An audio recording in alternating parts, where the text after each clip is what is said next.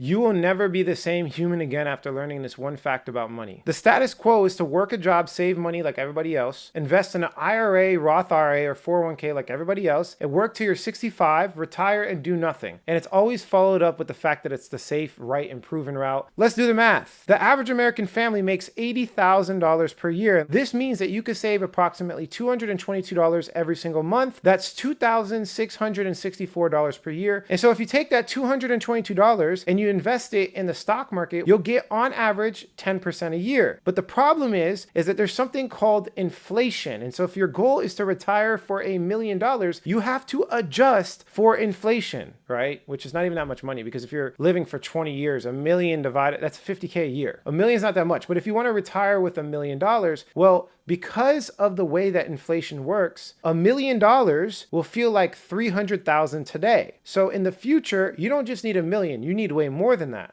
If you want $1 million of today's buying power, you need $3.37 million by the time you retire to get the same effect. So really, doing the math, it's going to take you 58.5 years at the average American income to be able to retire with $1 million worth of purchasing power. And again, like we just talked about, $1 million is not even enough. Starting at the age of 21, you'll literally be 80 years old before you can get this type of money. The safe, right, and proven route, it literally is set up for your failure. See, the problem is people never do the math and look at the reality for themselves. They take other people's opinion all the time. So when you start doing it for yourself, you realize that you have to learn how to invest. You have to get more than 10% a year, depending on how you want to live. But if you want to live normally in today's society, you have to get at least 20, 30% a year consistently, or at least get some big wins. Build a business, get some cash flow, learn how to invest. Not everybody needs to own a business, but I will make the blanket statement by saying everybody needs to learn how to manage their own capital.